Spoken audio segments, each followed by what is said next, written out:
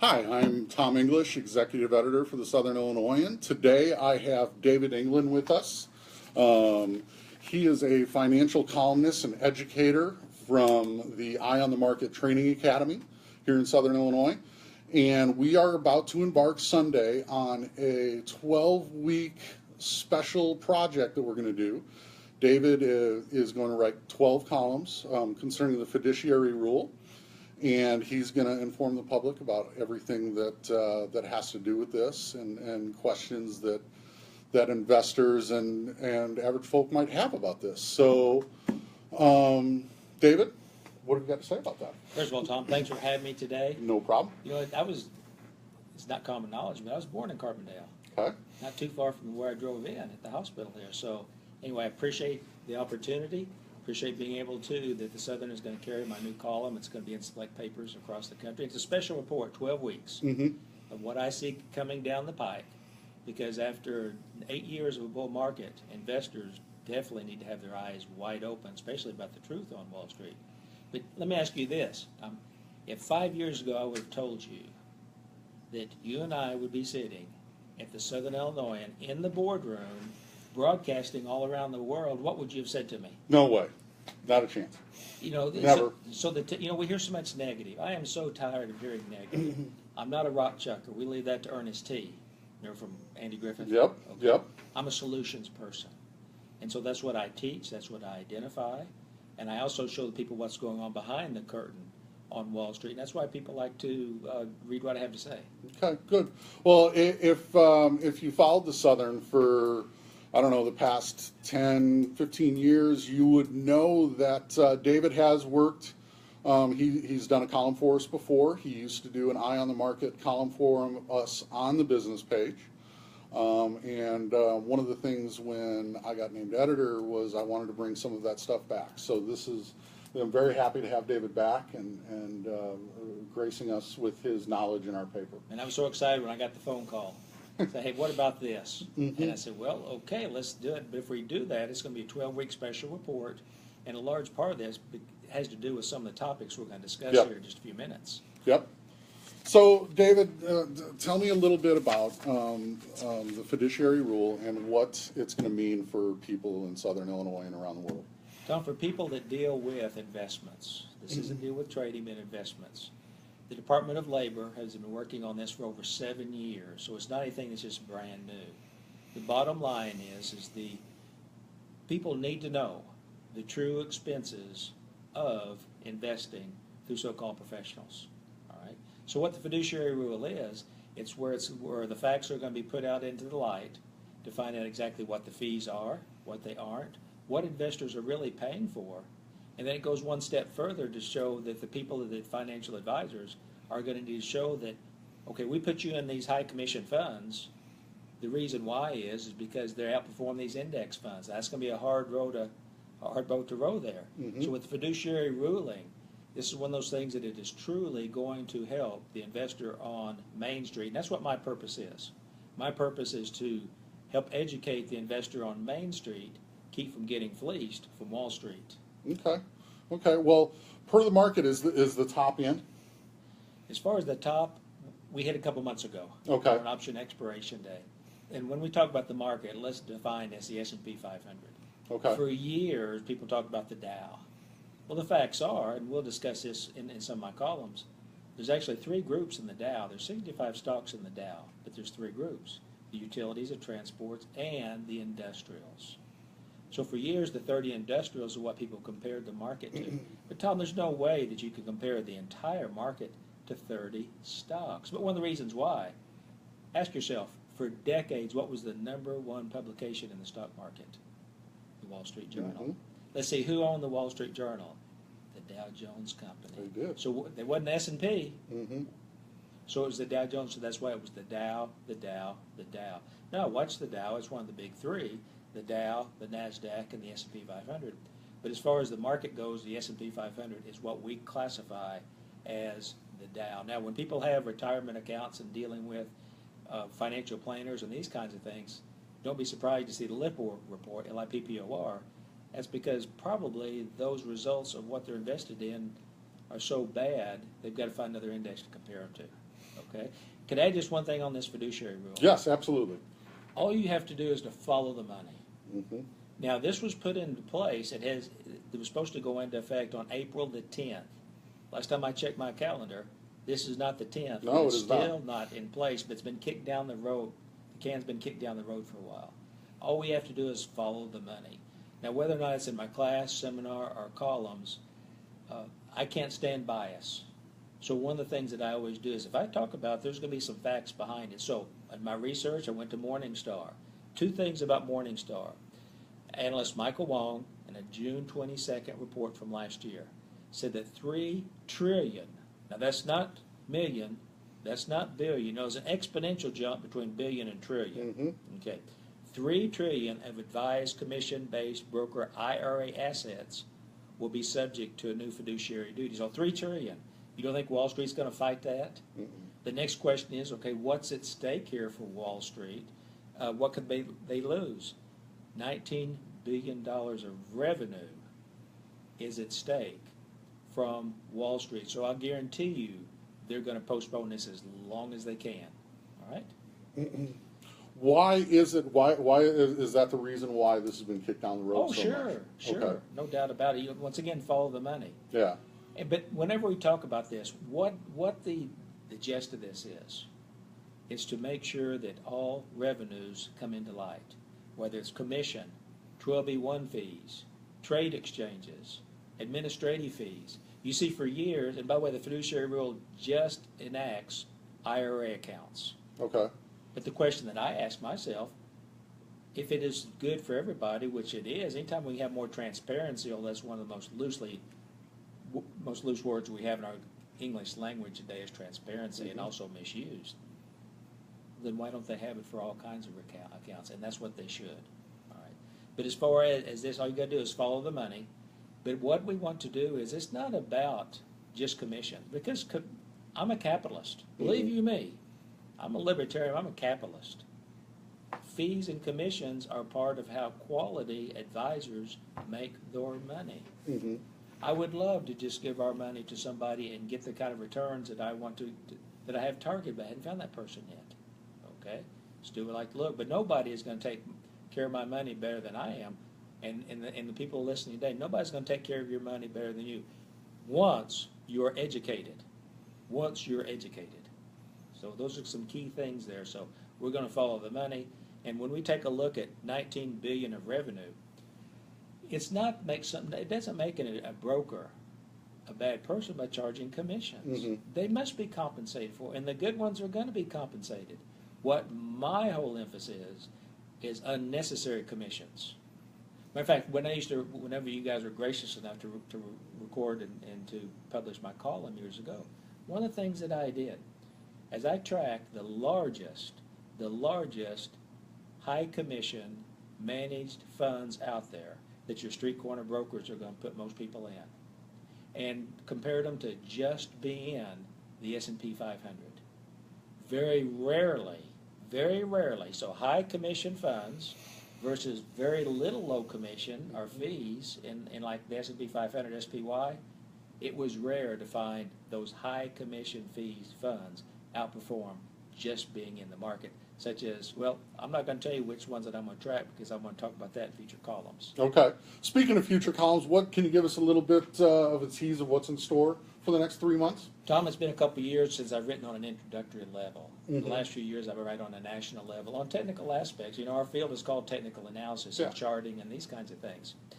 So I'm so excited to get back into the introductory level because wherever I go, people say, you know, when are you going to have classes again? These kinds of things. Mm-hmm. So there is a demand on it. But one of the things that I'm really, really excited about, and starting back on Sunday, and we're going to, and I discussed what I've been doing in the last couple of years, like the challenge of Jimmy Cramer, Mm-hmm. many other things. And then the following week, we aren't going to pull any punches. Mm-hmm. And I won't be asked to dinner by very many brokers, but it is the truth, Mhm. okay? Matter of fact, good brokers and advisors, they would much rather have an educated client than a non-educated client. So in this column, we're going to take a look at passive versus managed investing. We're going to take a look at gold. We're going to take a look at silver. We're going to take a look at how do you do performance charts so that how can the investor out there on Main Street see the truth about how their securities are performing versus just being in one bond fund and one equity fund. And then, Tom, I'm going to dispel a lot of the, well, you can put the word in there that you want, rumors, myths about Wall Street. And I'm putting the facts on the table. That we've been told, just because we've been told it over and over, it doesn't make that it's true. You know, that's your field. You do a great job with the newspaper putting the facts out there. So I'm going to let the people look behind the curtain on Wall Street, and actually it's the stuff that Wall Street doesn't want you to know. That's the stuff that we need to know. Because if somebody asks me, Dave, why do you do this? Well, I'm an educator at heart. Been 24 years teaching at John A. Logan College, associate professor, and they gave me the opportunity to start teaching the classes that I developed in the stock market. It was a great opportunity. But if through all of this work, and by the way, after this year, my teaching goes down dramatically. Personal trading then goes up. Yeah. Because, I mean, that's what I do. Okay. If there was one phone call that I didn't get anymore, and by the way, I'm not a financial planner or advisor, so people, please don't call me and ask me what I would do. Could I do advise you? I don't do that. I'm a financial educator. But here's one conversation I wish I'd never hear again. Mr. England, I just lost my spouse. They were in charge of the money. What do I do? You talk about breaking my heart. Yeah. And Tom, unfortunately, now I'm a very easy person to get along with, very easygoing. You mess with the elderly, or you mess with people that are under duress, under this kind of, and you see a completely different person. I mean, you see a high speed come apart. So more and more husbands and wives that can work together on this, where a spouse passes, okay, I know what to do. And the financial vultures aren't flying. That's part of my job, is to shoo the financial vultures away, because they're out there about 7 or 8 levels deep when those things happen. And Tom, when we talk about the market, I don't want us to downplay anything, but Wall Street has been extremely successful at making this intimidating. My job is to take it and simplify it. If I can understand it, then I'm going to explain that in a way that other folks can too. You talked a little bit ago about the challenge and Jim Cramer. Yes. And that's one of my favorite stories. If you could share that real quick, the challenge that you did with Jim Cramer. Sure. And first of all, this has nothing to do personally with Mr. Cramer. I challenge anybody to find somebody that knows more about individual stocks than he does. On a personal note, I don't get in the bells and whistles and these kinds of things. I realize if you have a show, it's got to be entertaining to some extent. So I'm not, in the words of the famous theologian Ralph Brandon, we don't make ourselves taller by making others shorter. But one of the things which I've been seeing for years, and I study these, is whenever we have these so-called gurus come out and say, buy now, buy now, buy now, well, people want to try and they trust them. So what I did is a couple of years ago, Mr. Cramer came out with not a buy now list, but a command of a buy right now list. Well, I ran them through one of my systems. It's called the Simple Simon. I'll be writing about it in the columns. Okay. And it was 49. By the way, this was in June 2 years ago, and June is typically when the market may take a top. So everything was a disaster for these stocks, but he came out and said, buy right now. So I ran them through my Simple Simon system and saw they were garbage. That's a nice word for it. So, once again, I'm a solutions person. I reached out to him and said, let's do a gentleman's challenge. After 1 year, if more of your picks are up than down, then I'll fly you into Southern Illinois, put you up at the Carbondale Holiday Inn, and we'll go eat ribs at the best rib house in the country, 17th Street. Bon Appetit said that in 2016. By the way, I was there last night. They do a good job on the Reubens, too. All right? But I will fly him in. Vice versa, if more than half were not up after a year, he'd fly me in, and there's more than one restaurant in New York City. Yeah. We'd go to one. There's many I'd like to go to, but it's vice versa. Fast forward. By the way, I never heard from him, although we did have multiple. We tried many, many times to get in touch with him. Okay, that's in the very beginning. Market Watch ran a story. Wall Street Journal came in, did a video in my office in Carbondale, a story. Over 200 to 300 newspapers ran stories, as in, what is this retired professor from Illinois? I mean, because I'm from Illinois in finance, what would I know? Yeah. But what in the world, why would he do this? I did it to prove a point. I put my career on the stake, but challenges, that's not a stranger to me. So a lot of publicity. Some of them say, this guy is crazy. Well, they may have a point there on some things, but not on my investing. So fast forward to 6 months. After 6 months, out of the 49 picks, only 14 were up. Wall Street Journal wouldn't run a story on it. Market Watch ran a story. 200 or 300 newspapers said, well, there may be something here. 1 year afterwards, out of 49, only 14 were up. At that point, none of the national media would even give the results. So I asked some of my people in those circles, what am I missing? They said, well, it's very simple. They have each other's backs. If one medium ran the story on it, guess what's going to happen to them? They're going to get attacked. But anyway, you can go to davidoengland.com. I had this audited by third party. So all of those results are there that you can see those results. And not only that, as an educator, that Simple Simon system, I give it away for free. People sign up for the newsletter, I give that away as a gift. Very simple. So that's the Jim Cramer Challenge. It was so exciting. Now, there were times there where I thought, boy, did I really shoot myself in not 1 foot, but 2. But you can't have doubts. I put this system together so that people could have a simplified system to go to. And by the way, nothing's 100%. Nothing is 100%. Yeah. But it is a very, very reliable system. You talked a little bit earlier, but you're going to touch on gold and silver. Tell me your thoughts on gold and silver right now. I'm big on precious metals as a small percentage. You know, for those of us in Southern Illinois, we know what it's like to not have access to the banks due to our storms, with the tornadoes May 8th several years ago, and many other things. So I always want to have some kind of a fallback currency. So I'm really big on silver. At some point in time, and heaven forbid we'd have this, we could use that for bartering and these kinds of things.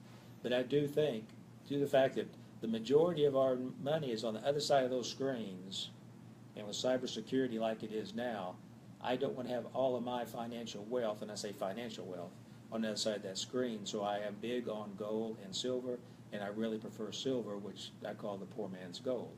So I really like to have some. Now, would I go sell everything out and just buy gold and silver? No. It doesn't pay a dividend. I wish that it did. But it does have what's called a risk premium. When fear comes into the market, many times gold and silver skyrockets. And of course, I don't get married to it. I like to buy in increments of 2, and I'll write about that in the column. Good.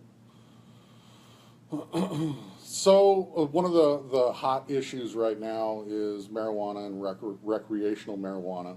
What are your thoughts on cannabis stocks? I think the easiest way to get out and lose money really quick right now is to follow these get-rich-quick schemes. They're saying now's the time to buy cannabis stocks. They're penny stocks. I've looked at the evaluation. I follow many of them. I think that's probably one of the best ways if you want to lose money fast, is jump into that. And I also have a saying, integrity is important until they get in your pocket. For years, medicinal and recreational were illegal until states needed to have the income. Yeah. Then they overlooked it. Now some states, medicinal is legal, like in Illinois. And I have no trouble with medicinal marijuana. If we could help soldiers, help with their PSTD, post-traumatic stress disorder. If we could have children that are having constant seizures, who am I to say that they can't do that? Now, recreational is a different thing. Now, what people do in their own homes, I could care less. But Tom, that's not where it stops. When they get in their vehicle, then it's your problem and my problem and the viewer's problem. When we take a look at the fatalities, from automobile wrecks, take a look at the high percentage of those that we're dealing with drunk driving or impaired driving. So you can't tell, and by the way, we've got people that are stone driving up and down the highways now. You can't tell me that if recreational becomes legal, that's not going to increase to that death rate.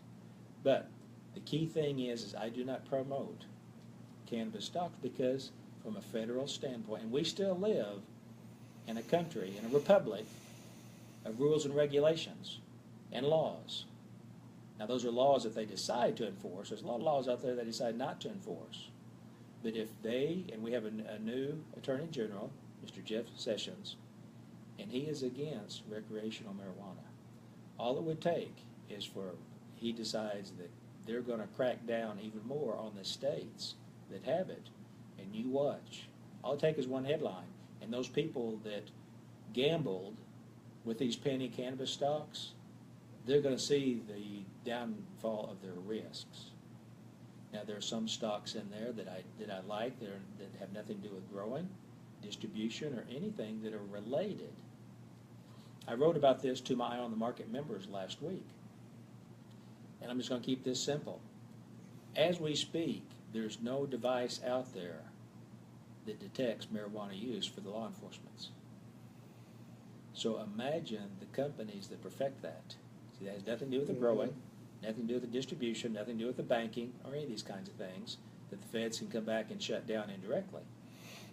Whoever makes the breathalyzers for the alcohol breathalyzers, think about the companies out there that are racing now to make the breath analyzers to detect the cannabis. There's your tip for today. All right. Anything else you'd like to add? Once again, I'm just so excited about being able to, my local regional paper, you know, the column's going to be in different papers across the country. And it's such an opportunity for that to happen. But I just want to thank you for it. And with the fiduciary rule, with the bull market in 8 years, they usually average about 5. And where that's really important are those folks that are either nearing retirement or in retirement now. Tom, there's a lot of people out there putting too much risk on the table. And something else that I hope I don't see. I can still remember looking into retired students' eyes, because whenever I taught my classes at John A. Logan College, the majority of the students were 50 years old. The ones that really needed are the ones in the 19, 20 to 25. They had their head someplace else, just like I did when I was that age. You know, I was financially illiterate, and that's why I rolled up my sleeves to figure out I'm going to make this thing work. You know, for years I had too much month at the end of the money. That doesn't make any sense as far as living like that. And also, people that are slave to the lender. We'll talk about that. And I like the aspect not needing banks anymore, and most of the watchers probably don't either. Okay, so just so many exciting things. But we're at a pivot point in the market right now. And one thing I don't do is gloom and doom. But whenever in 2008, when Becky Malkovich interviewed, right going into Labor Day, and she asked me, Dave, what do you see in the market? I said, Becky, we got a financial storm on top of us. In my classes and my other events, I was telling people, and this was the only time I have ever said this, in September of 2008, it's time to take your profits. Well, my broker friends got a big kick out of that. They thought I was nuts. 2.5 weeks later, on September the 29th, when the market fell 770 points, they weren't laughing then. Now, we're in a financial storm right now. Yes, we have storm clouds coming up, but Tom, and hopefully you'll read my column, I will show you how to be prepared for it. Because my students are prepared for downturns, and pullbacks are a good thing, not a bad thing. And the folks that read this column, they have a better chance of being prepared also. All right, well, the column will start on Sunday. You can check it out in the newspaper and on thesouthern.com. Thank you very much, and everybody have a nice day out there. Thank you.